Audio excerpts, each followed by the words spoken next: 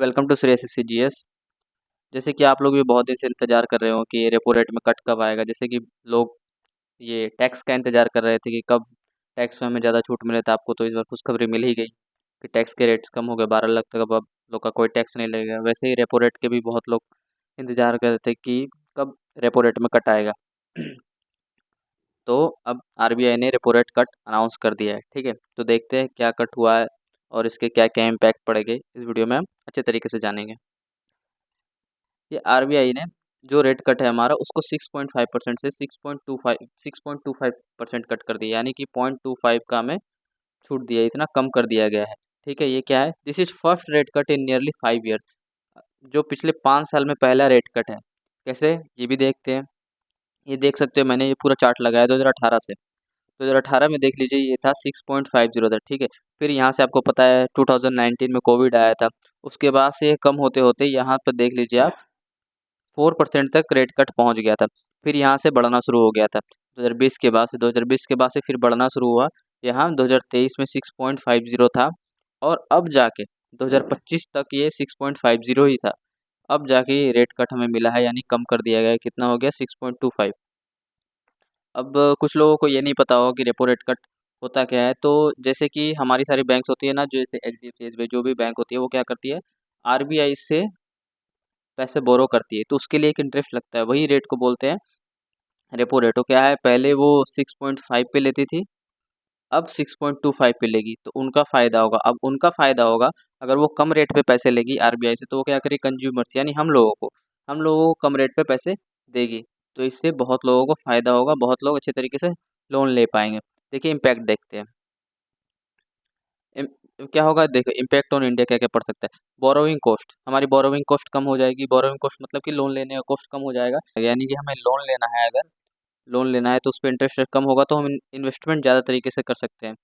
ठीक है, अगर इन्वेस्टमेंट हम ज़्यादा करेंगे तो उसके लिए हमें पैसे की रिक्वायरमेंट होगी, और पैसे की रिक्वायरमेंट हमें बैंक से पूरी होगा, और बैंक हमें कम इंटरेस्ट पे लोन देगा, तो हम ज़्यादा लोन लेंगे। तो क्या है, lower interest rates on loans making it cheaper borrow money. अब इकोनॉमिक ग्रोथ इसमें क्या होगी, इकोनॉमिक ग्रोथ तो आपको बता दिया गया। अगर आपको पैसे कम इंटरेस्ट रेट पे मिल रहे हैं, कम इंटरेस्ट रेट पे मिल रहे हैं, तो क्या करोगे आप, ज़्यादा पैसे लोन लोगे। लोन लोगे क्योंकि आपके इंटरेस्ट रेट कम लग रहा है। पहले क्या होता था, जैसे कि अभी ज़्यादा थे तो लोग लोन लेने के पहले सोच रहे होंगे कि अभी ज़्यादा इंटरेस्ट रेट है, लूँ या नहीं लूँ।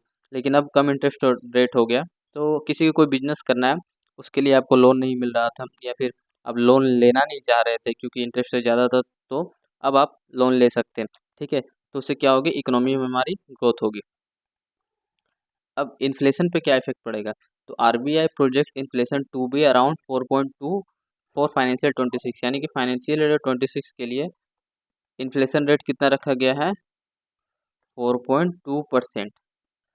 एक्चुअली में इन्फ्लेशन रेट 2% से 6% होना चाहिए, ना इससे कम ना इससे ज़्यादा, हमेशा इसके बीच में रखते हैं। तो 4 इसका एवरेज है, तो लगभग 4.2% सही है।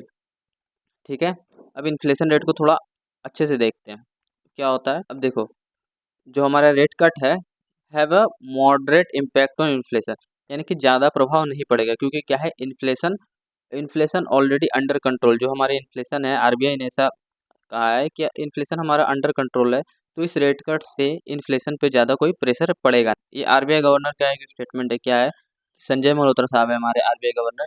इसने क्या क्या aimed at stimulating economic growth by making borrowing cheaper, यानी कि लोन लेना आसान करके, लोन लेना अगर सस्ता कर देंगे तो हमारी इकोनॉमी में ग्रोथ है। कैसे है वो आपको बता दिया। किसी को कोई काम करवाने, उसके लिए पैसों की कमी पड़ रही है, वो अब चीपर यानी कि सस्ते भाव पे लोन ले सकते हैं, और वो अपना काम करवाएंगे, तो क्या होगा, इकोनॉमी में ग्रोथ आएगी। अब जो मैंने ये बताया था आपको, इन्फ्लेशन इन्फ्लेशन जो होता है वो डिसाइड करता कौन है, तो ये होती है मॉनेटरी पॉलिसी कमेटी। ये एक कमेटी होती है आरबीआई की, वो क्या करती है, वो डिसाइड करती है कि इन्फ्लेशन रेट कितना होगा।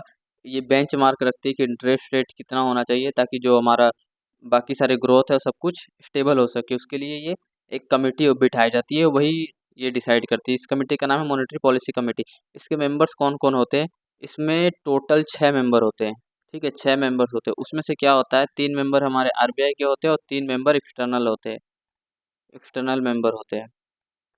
वो क्या, किसके द्वारा नॉमिनेट किया जाता है, गवर्नमेंट ऑफ इंडिया के द्वारा नॉमिनेट किया जाता है। ठीक है, एक गवर्नर ऑफ आरबीआई होता है, एक डिप्टी गवर्नर होता है और एक और डिप्टी गवर्नर होता है आरबीआई का। ठीक है, अब ये जो 6 लोग होते हैं ये मिलकर डिसाइड करते हैं इन्फ्लेशन क्या होना चाहिए, हमारा रेट क्या होना चाहिए।